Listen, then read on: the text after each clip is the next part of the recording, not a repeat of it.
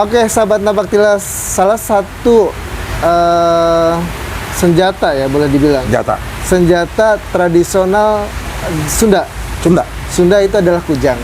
Nah, kita akan ngobrol nih dengan Mas Andi terkait dengan kujang karena beliau pernah menulis di Kompasiana dengan judul Kujang ya, Mas. Kujang. Nah, menurut Mas Andri, kujang itu seperti apa sih? Kalau saya ya waktu itu kenapa saya tertarik, saya cerita dulu kenapa saya tertarik dengan kujang ya. Oke. Karena tuh bentuknya agak sedikit unik.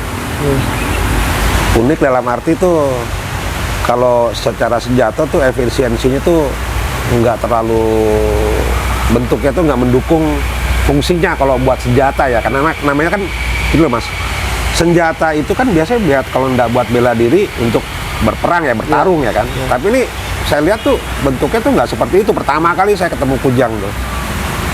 Nah, lebih lanjut akhirnya saya tahu ternyata senjata di Nusantara semuanya rata-rata tuh kita bukan masalah itu untuk fungsi tapi juga buat pamor. Oh, untuk pamor. Pamornya ada. Jadi semua saya nggak lihat di sini aja ya, di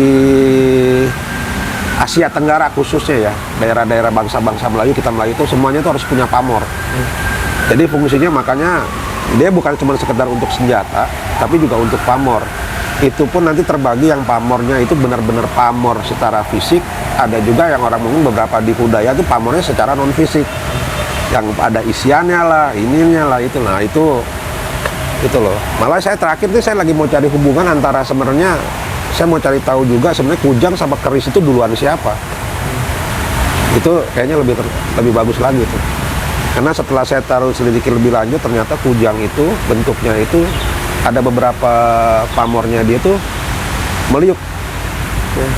Lekukannya? Iya, jadi kayak mirip-mirip kayak keris. Itu mungkin kalau dibikin satu kajian tuh lebih bagus tuh. Nah, kalau kujang sendiri menurut penelitian dari sumber-sumber yang Mas Andi baca itu, tahun berapa itu mulai ada?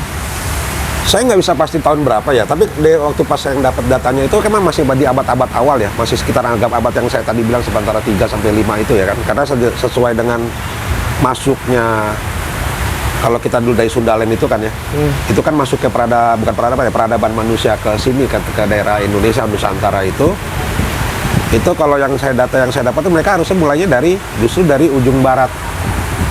Jadi harusnya dari Sumatera dulu. Kalau waktu itu kalau mereka nggak ada Selat Sunda ya, kita dari situ dia langsung lari ke Jawa Barat dulu. Jawa Barat, baru dia masuk ke tengah dan akhirnya sampai ke ya taruhlah Nusa Tenggara lah ya. Gitu. Sebenarnya saya patokannya secara terakhir sebenarnya Bali, tapi ya itu untuk anggapnya seperti itu. Jadi dari sini dulu. Nah, peradaban pertama manusia di sini tuh bukan dari Jawa Tengah dulu. Jadi ada dua versi nih. Dua versi dalam arti mereka yang pernah lewat pesisir. Ada satu lagi dia yang lewat jalur perpindahan massal itu. Darat. Saya tadi bilang itu. Nah, kan kalau misalnya salahkan negara aja sekitar abad pertama. Berarti kan abad pertama, setelah abad pertama itu baru ada kerajaan apa? Tarumanegara. Terus akhirnya ada kerajaan Sunda kan, Sunda Galuh dan gitu kan, itu mulai itu situ. Nah, tapi selama itu berkembang juga pesisir juga mulai masuk pengaruhnya kan. Gitu kan, makanya kalau kita lihat ada sedikit perbedaan kebudayaan antara yang dari Sunda, yang dari pegunungan gitu kan, ke daerah sama yang di pesisir. Itu kayak begitu. Jadi kalau yang orang-orang Sunda ya, kalau saya lihat yang dari perpindahan massalnya itu lebih suka kan di atas gunung. Ya. Biasanya budayanya pasti atas gunung gitu. Kalau orang-orang kayak kerajaan-kerajaan kayak Majapahit, Sriwijaya itu pasti cari daerahnya di daerah-daerah yang datar gitu kan. Gitu loh. Terus kebudayaannya juga beda.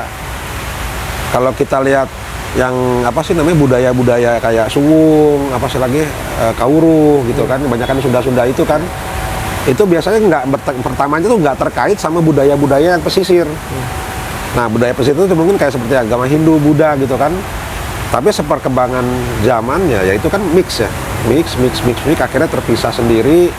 Dulu kan kita juga di daerah Jawa sendiri masih banyak kerajaan-kerajaan kecil berperang segala macam, akhirnya ya seperti itu. Ya akhirnya seperti jadi budaya yang kita kenal sekarang.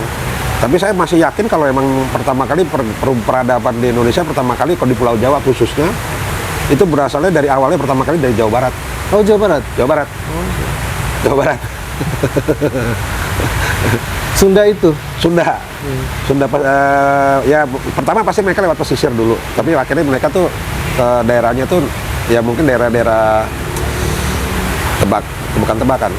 Perkiraan saya tuh ya mungkin sekitar daerah-daerah kayak dari ujung Kulon itu sampai ke bukan ujung Kulon sih, lebih kayak ke Serang ya, Banten itu Serang, terus pesisir dulu, akhirnya masuk ke tengah, ke atas gunung, bikin peradaban, kebudayaan gitu kan. Dan itu kan kayaknya sebelum zamannya Hindu Buddha kan, sebelum zaman Hindu Buddha gitu loh. Bahkan ada beberapa data yang saya dapat sebenarnya bahasa Palawa itu asalnya kan dari sini. Dan bahasa Palawa setahu saya itu akarnya dari bahasa Sanskerta. Gitu loh. Itu. Nah, kujang sendiri itu kan tadi Mas Andi bilang itu terkait dengan pamor. Iya. Ada berapa jenis sih sebenarnya kujang itu yang Mas Andi pernah teliti gitu? Sebenarnya banyak, tapi yang utama tuh ada 4. Saya lupa ya. Tapi yang paling pamor paling sering adalah yang belibis sama jago. Itu yang buat logonya Kota Bogor itu. Itu pamornya itu yang kujang yang belibis itu. Pamornya. Jadi dia tuh ngambil bentuknya sebenarnya dari awal pertamanya itu dari bentuk kepala burung. Oke.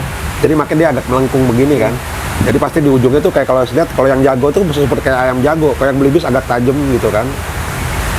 Tapi ternyata di luar pamor itu masih ada lagi, masa bisa belasan apa lama, masalah bisa puluhan itu.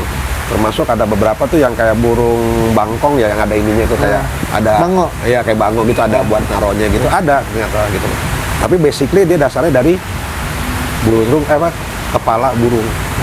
Jadi semua pamor atau jenis dari kujang itu basicnya adalah burung. Ya, setahu saya. Mungkin saya salah, koreksi biasa salah, coba nanti cari tahu lagi. Yang saya lihat semuanya itu pamornya itu rata-rata dari bentuk kepala burung gitu. Nah, dari berbagai macam jenis itu, dari proses pembuatan kujang sendiri, Mas Andi pernah mendapatkan data nggak cara pembuatannya atau bahannya gitu? Saya kemarin sempat ke Bogor itu ketemu Kang siapa ya? Di daerah apa namanya? Pura Kayangan gitu. Dia emang yang bikin kujang. Kebetulan saya baru ketemu dia sekali saat itu juga sih. Saya sempat nanya-nanya dikit itu kan. Tapi emang jujurnya kalau dari apa sih namanya? Pengrajinnya gitu kan, itu memang satu mulai langka. Kedua, memang mereka bilang ke saya datanya, ini saya belum bikin laporan nih, baru kita bicara aja ya. Memang dia harus menggunakan ritual tersendiri tertentu, dan kalau memang untuk yang pamor sendiri bahannya juga harus ada pilihan, dia bilang. Nah, pilihan dalam arti adalah sebenarnya kalau udah masuk pamor itu mereka harus pakai besi khusus. Ya. Kalau zaman dulu mungkin orang pakai meteor ya, batu meteor ya. Tapi kalau zaman sekarang agak susah nyarinya kan. Ya mungkin dia carinya itu dari yang sudah ada.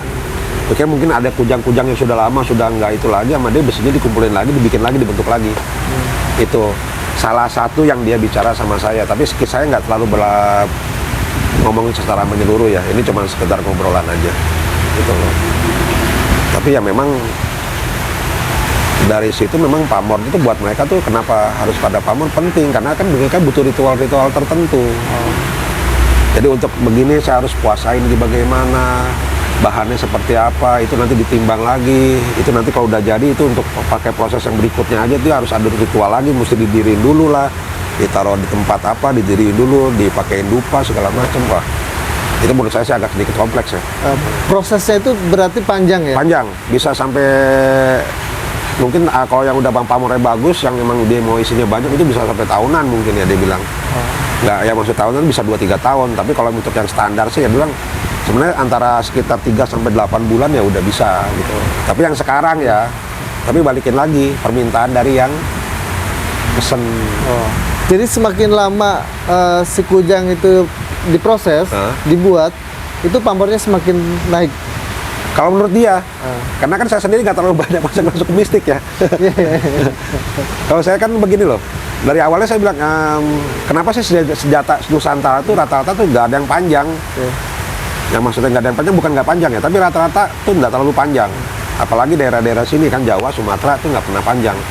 Tapi kalau sudah masuknya ke timur, itu udah mulai ada panjang kan. Ya kan ternyata itu. Jadi senjata itu buat mereka tuh bukan cuma sekedar buat bela diri aja. Tapi memang ada nilai mistik tertentu. Nah, itu yang saya pahami kan. Tapi pokoknya setelah garisnya itu dari Sumatera, dari Kalimantan, Bali itu masih ikut ya. Tapi kalau Kalimantan, Sulawesi itu udah mulai ada perubahan. Kayak misalkan Mandau, saya juga bikin tentang Mandau kan, mereka tetap ada pamornya, batunya juga harus batu yang tadi saya sebut itu meteor atau batu khusus, ada pamornya, tapi dia udah mulai berubah kan itu, udah nggak melengkung lagi, tapi lebih ke secara praktis saya bilang ya seperti parang gitu kan, untuk nebas mungkin fungsinya lebih penting daripada pamornya.